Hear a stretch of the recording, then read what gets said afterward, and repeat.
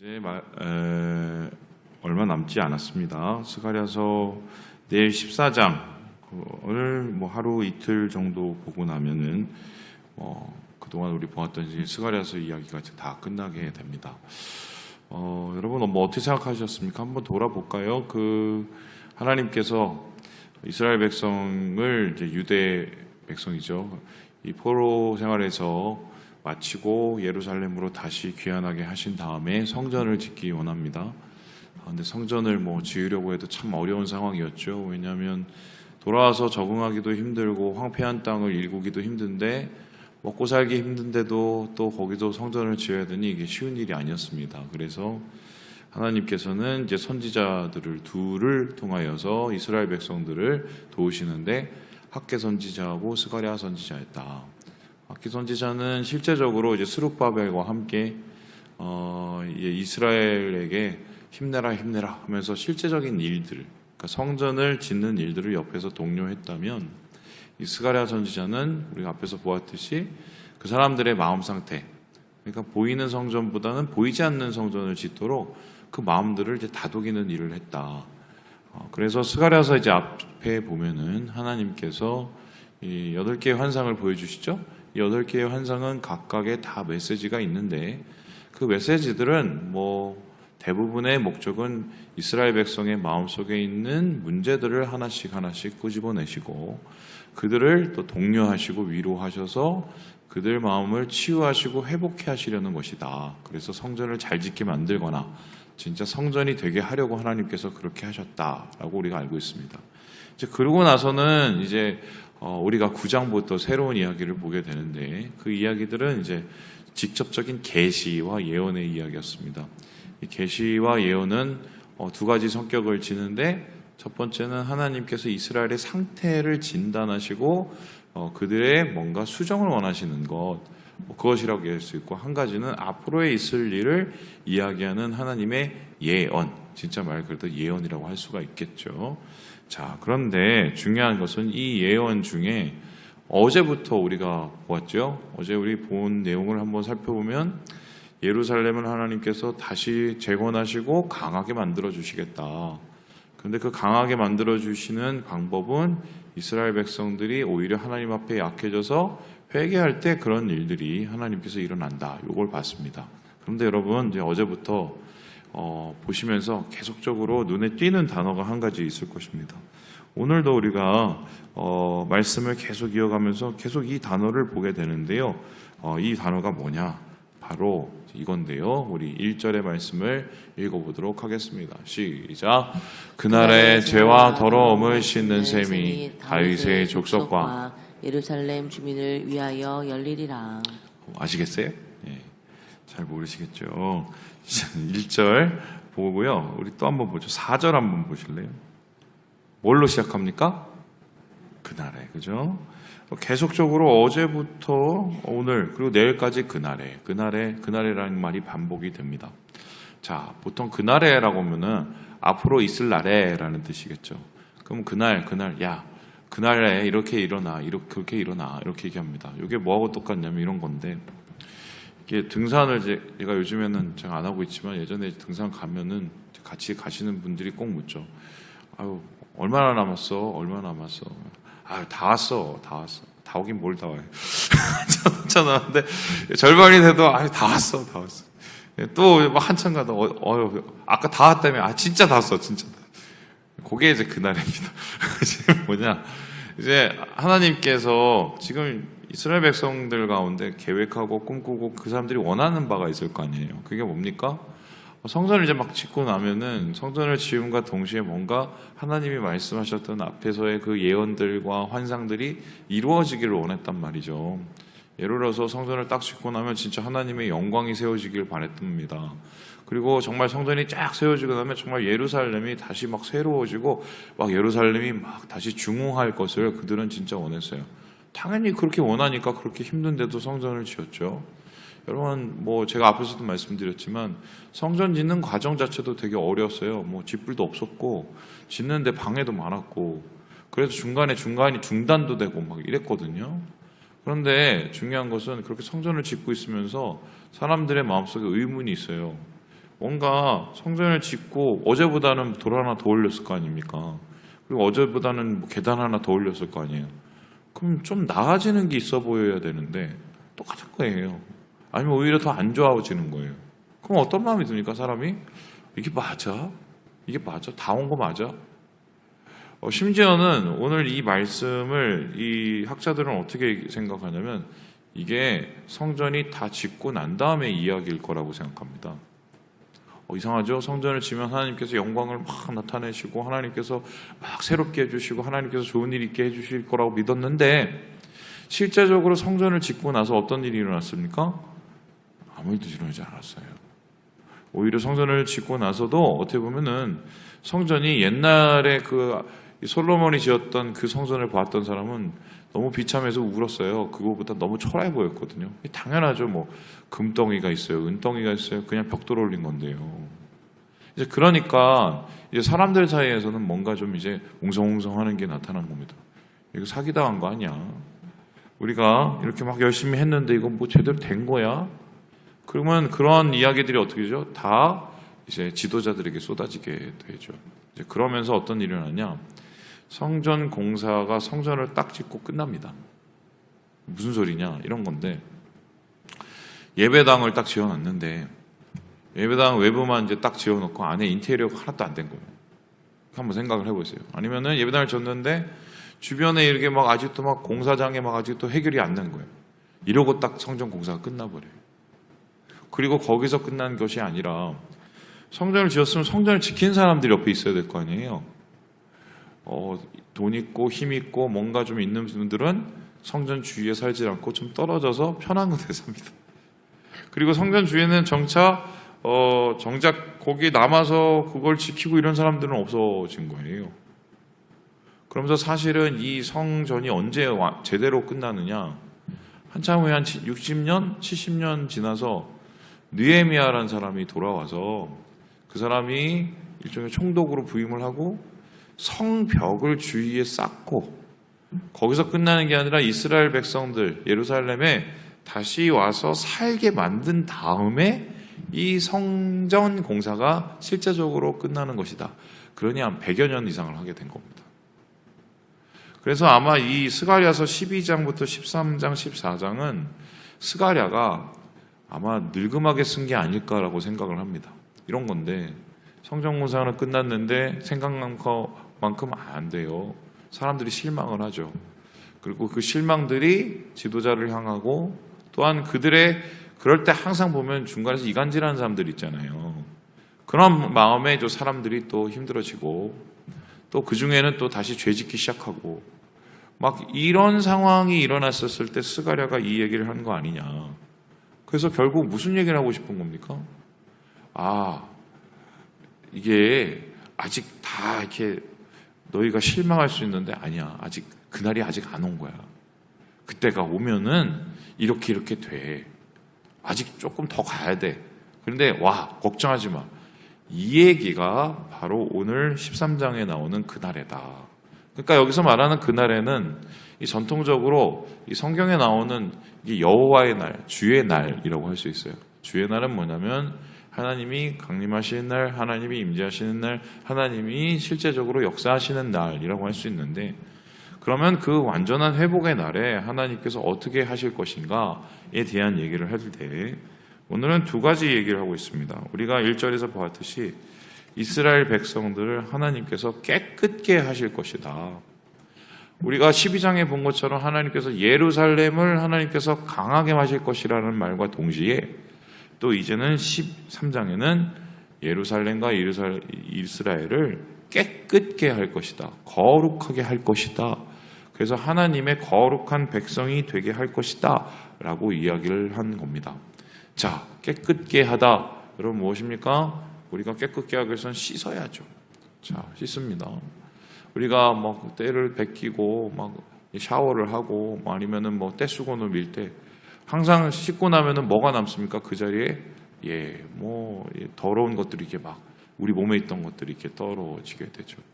그래서 우리가 물에 들어가서 깨끗게 씻는다는 것은 어떤 의미냐면 우리 몸에 있는 더러운 것들을 씻어내는 겁니다. 그러면 이스라엘 백성이 정화가 된다. 이스라엘 백성이 거룩하게 된다. 이스라엘 백성이 깨끗하게 된다. 어떤 일이 일어나겠습니까? 몸에 있던 더러운 것들이 떨어져 내려가는 것처럼 그 영혼들을 더럽게 하던 것들이 떨어져 내려가야 바로 이스라엘 백성들이 거룩하게 되는 것 아니겠습니까? 자, 그러면 이스라엘 백성들을 더럽게 만들었던 것은 무엇일까 얘기했었을 때 하나님께서는 오늘 이렇게 스가랴를 통해서 얘기하시는데요. 우리 함께 2절의 말씀을 같이 한번 읽어보도록 하지요. 시작. 만군의 여호와가 말하노라. 그날에 내가 우상의 이름을 이 땅에서 끊어서 기억도 되지 못하게 할 것이며 거짓 선지자와 더러운 귀신을 이 땅에서 떠나게 할 것이라. 깨끗게 하는 그 방법이 뭐예요? 뭘 없앱니까? 1번 우상, 그죠? 두 번째 뭐죠? 거짓 선지자. 세 번째 더러운 귀신. 그러니까 우상, 거짓 선지자, 더러운 귀신, 얘네는 이제 종합 세트예요. 한 가지 이렇게 세트로 다니는 겁니다.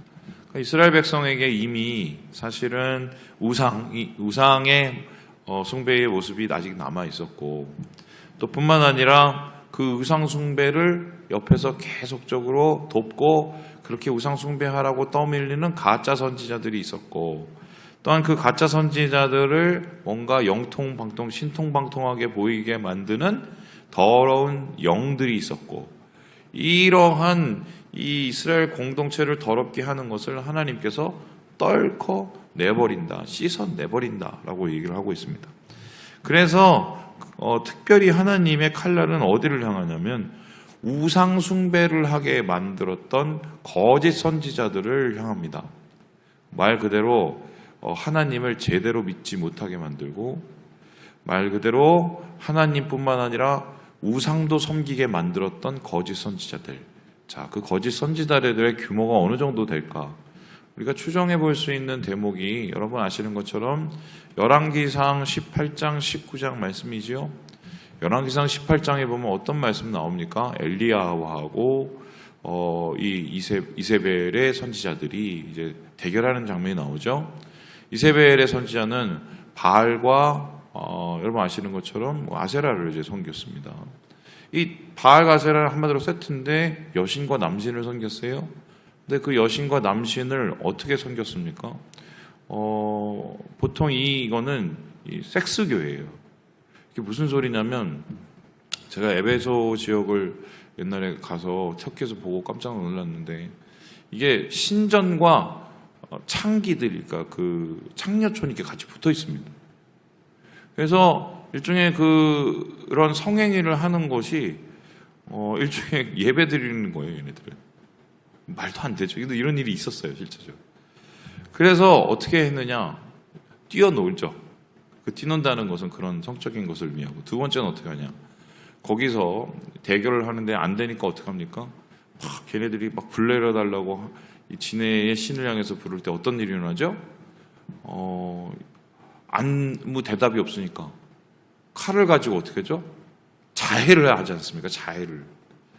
자해를 해서 더러운 영이 임하도록 난리를 치죠. 그렇게 난리를 친 거짓 선지자가 총 850명이었습니다. 그럼 그 850명과 더불어서 싸웠던 하나님을 제대로 믿었던 선지자는 몇 명이었습니까? 그 당시 갈멜산에 딱 엘리야 한 명밖에 없었습니다. 1대 850이에요. 그 정도로 이 거짓 선지자들이 횡행하고 거짓 선지자들이 사람을 홀리는 것이 그 당시의 유행이었습니다. 그러면은 만일에 이스라엘에 이 하나님을 믿는다고 하는 1000명 중에 이렇게까지 얘기하면 좀 그렇게 수도 있지만 그래도요, 1000명이 있다면 그 중에서 하나님도 믿고 우상도 믿고 하나님 앞에 가서 예배도 드리고 우상한테 가서 그 짓을 하는 인간들이 어느 정도 됐냐? 최소한 80%. 이 숫자가 여러분 되게 좀 의미가 있는 게, 그 당시는 우리가 지금 예배를 드릴 때 하나님 여기 계시지 않잖아요. 물론 우리가 하나님이 우리 마음속에 계시고 그런데 하나님이 막 갑자기 오셔갖고 얘들아 이러지 하지 않았습니까? 막 불로 임하지는 않지 않습니까? 성령을 함께 하시는 거죠. 그 당시에는 근데 예배를 드리면 하나님께서 직접적으로 역사를 하실 때도 있었던 시기예요. 그럼에도 불구하고 이스라엘 백성 중에 우상 숭배에 빠져 있던 사람들이 80% 이상인 거예요. 잠깐만, 이 숫자가 그 옛날의 숫자라고 얘기할 수가 있을까요? 오늘날도 생각을 해보면은 예수를 믿는다고 얘기를 하면서 사실은 예수를 안 믿는 것처럼 사시는 분들이 너무 많지요. 왜 그러느냐? 잘 생각해보면 정확하게 따져보면 예수도 믿고 다른 것도 믿기 때문입니다. 예수도 믿고 다른 것도 믿는 이유가 뭐냐? 그것을 한번 다시 고민해 보면 그렇게 가르치시는 분이 많아서 그래요, 솔직히. 그래서 사실은 이러한 거짓 선지자들에서 좀 하나님께서 좀 되게 심하게 하시거든요. 보니까 3절에 보니까 칼로 그를 찌르리라. 누가 찌르냐면 부모가, 거짓 선지자 부모가 칼로 그를 찌르게 만든다고 하고요.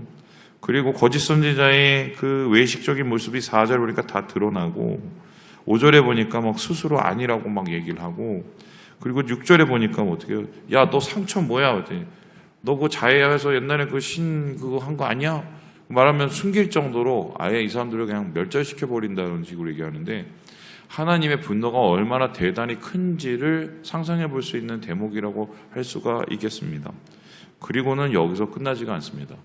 하나님의 정화 작업은 이스라엘 백성 안에 있는 우상을 섬기는 문제에 대해서 해결할 뿐만 아니라 거짓 선지자와 더불어서 거짓 선지자를 따르는 무리들을 정화시키는데요. 우리 함께 같이 한번 우리 9절의 말씀을 읽어보도록 하겠습니다. 시작. 내가 그 3분의 1을 불 가운데에 던져 은같이 연단하며 금같이 시험할 것이라. 그들이 내 이름을 부르리니 내가 들을 것이며 나는 말하기를 이는 내 백성이라 할 것이요 그들은 말하기를 여호와는 내 하나님이시라 하리라. 지금 보니까요, 하나님께서 8절을 보세요. 3분의 1을 멸망하게 한다며. 그래서 여기서 3분의 1이라는 것은 뭐 상징적인 수인데 거짓 선지자를 따르고 우상을 섬겼던 사람들의 숫자를 의미해요. 그러니까 단순히 우리는 저 선지자가 얘기해서 그냥 따른 거예요 하고 끝나고 책임 면피를 할 수가 있다는 게 아니라는 겁니다. 결국 그런 일들을 하나님께서 책임을 물으신다는 거고요. 나머지 3분의 1을 하나님께서 남기신다고 그러는데 그 3분의 1을 어떻게 하시냐? 우리 구절을 다시 보듯이 연단하고 그들을 금과 같이 은과 같이 만든다라고요. 한마디로 정화 작업을 하겠다라고 이야기를 하고 있습니다. 자, 그럼 오늘 말씀을 통해서 우리가 배우는 것은 무엇일까요? 여러분, 이 말씀이 공교롭게도 여러분 아시는 것처럼 요한계시라고 하고 딱 연결돼 있죠.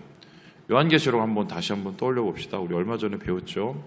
요한계시록에 보면은 하나님이 삼위일체로 존재하지 않습니까? 성부, 성자, 성령. 이와 더불어서 사탄도 삼위일체로 존재했습니다. 어떻게 존재했습니까? 용, 이게 사탄이죠. 그리고 뭐죠? 그 바다에서 올라온 짐승, 이게 뭐냐면은 바로 적그리스도죠. 그리고 바다에서 짐승이 올라오니까 땅에서 짐승이 나와서 맞이해 주죠. 얘네들 뭡니까? 거짓 선지자. 그러니까 마지막에 하나님을 대적해서 영적인 이스라엘 백성들을 괴롭히고 혼돈케 하는 그러한 무리가 누구냐? 사탄, 적그리스도, 거짓 선지자. 그래서 유혹하고 배교하게 만들고 타락하게 만들고 뭐 이런 일들이 일어나고 그 끝에 여러분 아시겠지만 하나님께서 이들을 어떻게 해요? 다 그냥 그리고 사탄의 무리들을 무적행에 가다 버리시고 하나님의 남은 자들을 어떻게 해요? 하나님께서 지키셔서 그들을 연단하시고 새하늘 새 땅의 주인이 되게 해주시고 이 얘기가 우리가 아는 계시록입니다. 사실 이 얘기가 거기까지 이어져요. 자, 그렇다면 오늘 말씀을 통해서 우리가 얻게 되는 교훈이 뭔가? 편하게 믿지 마세요.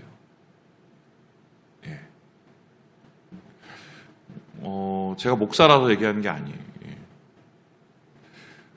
목회도 편하게 할 수 있으면 얼마든지 편하게 할 수 있습니다. 제가 이렇게 얘기하고 후회할 수도 있어요, 나중에. 얼마든지 편하게 할 수 있어요. 예. 신앙생활 편하게 할 수 있습니다. 예.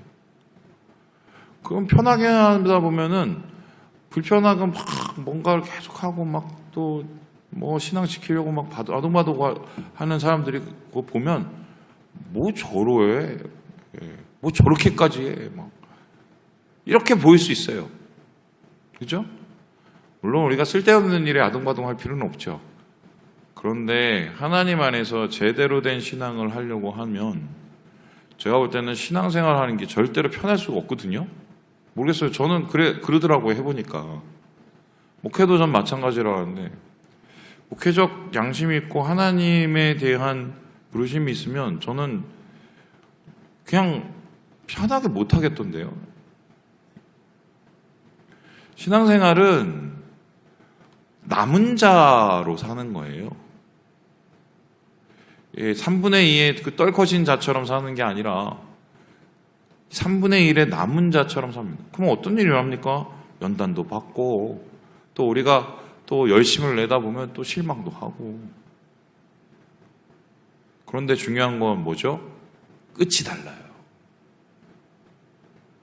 신앙생활 편하게 하는 거 아닙니까? 사실.